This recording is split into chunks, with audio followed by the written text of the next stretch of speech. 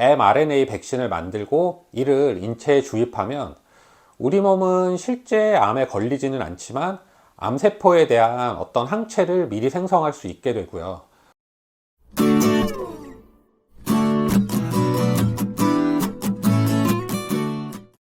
안녕하세요. 닥터 이재순의 암과 면역 이야기입니다.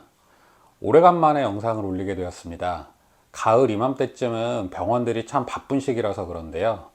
물론 병원마다 조금 다르겠지만 10월 정도가 되면 많은 병원들이 독감 예방접종을 시작합니다. 특히 올해는 독감 예방접종과 함께 코로나 예방접종도 시작돼서 더 정신이 없는 것 같습니다. 오늘 말씀드릴 내용은 바로 이 코로나 예방접종과 관련된 암 백신에 대한 이야기입니다. 암 백신? 그런 게 있어?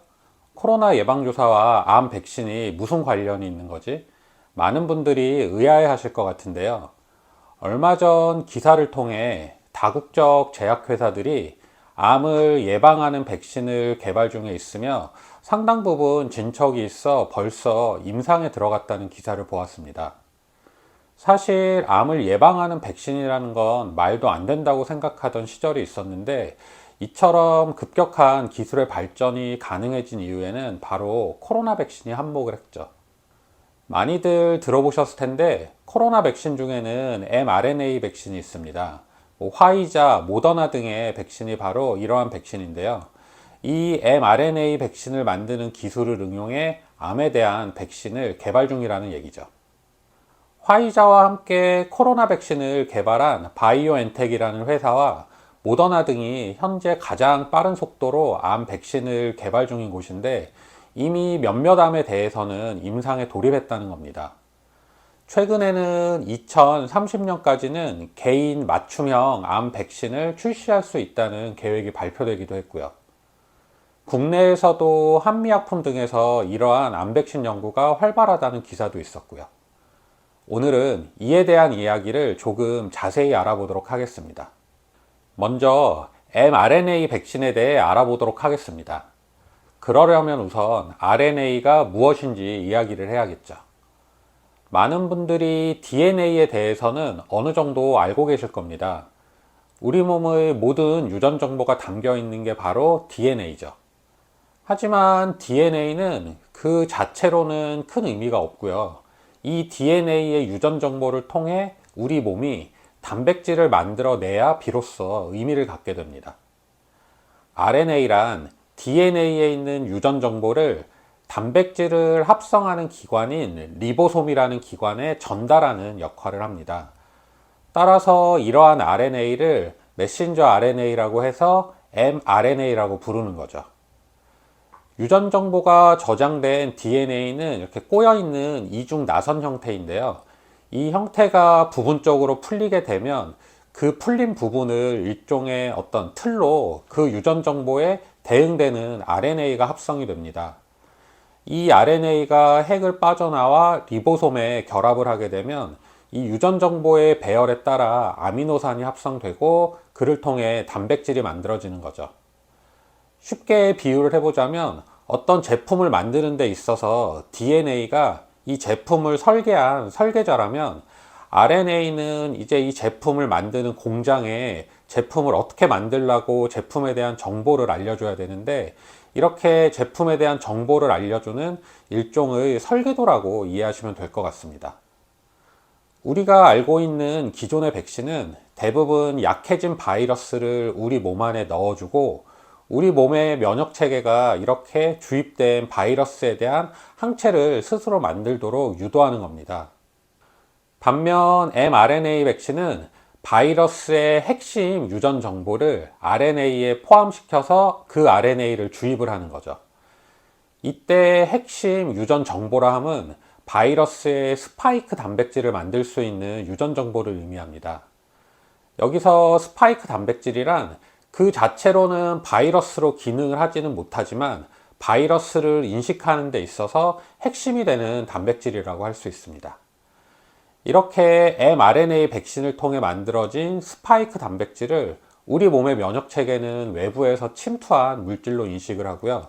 그에 대한 항체를 만들게 되는 거죠. 그렇게 되면 나중에 진짜 바이러스가 들어와도 이 스파이크 단백질에 대해 만들어진 항체가 작용을 하게 되는 겁니다. 이러한 mRNA 백신이 좋은 이유는 먼저 생산이 상당히 간단하고 빠르며 변이에 대응하기 쉽기 때문입니다. 핵심 유전 정보만 안다면 RNA에 바로 적용을 할 수 있기 때문이죠.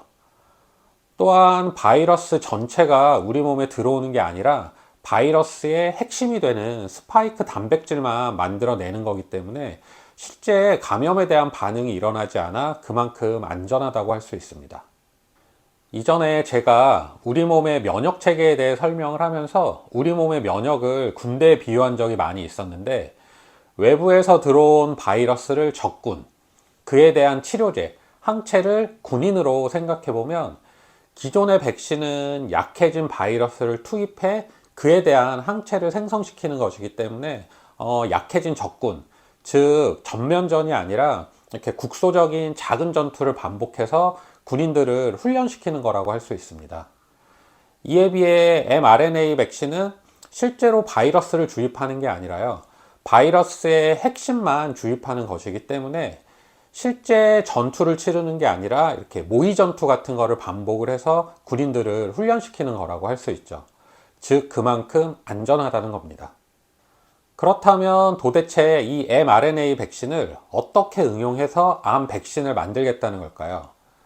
우선 암 환자의 종양 조직을 채취해서 거기에서 암세포의 유전 정보를 분석하는 겁니다.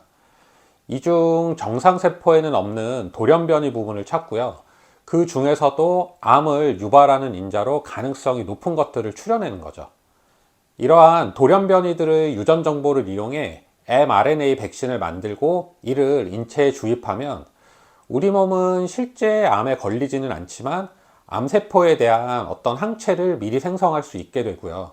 우리의 면역 체계가 이를 통해 암에 걸리는 걸 예방할 수 있다는 겁니다. 솔직히 이야기만 들어보면 별다른 게 없는 것 같은데, 그렇다면 왜 이 mRNA를 이용한 암 백신에 기대를 하는 걸까요? 그건 바로 발전 가능성이 많기 때문입니다.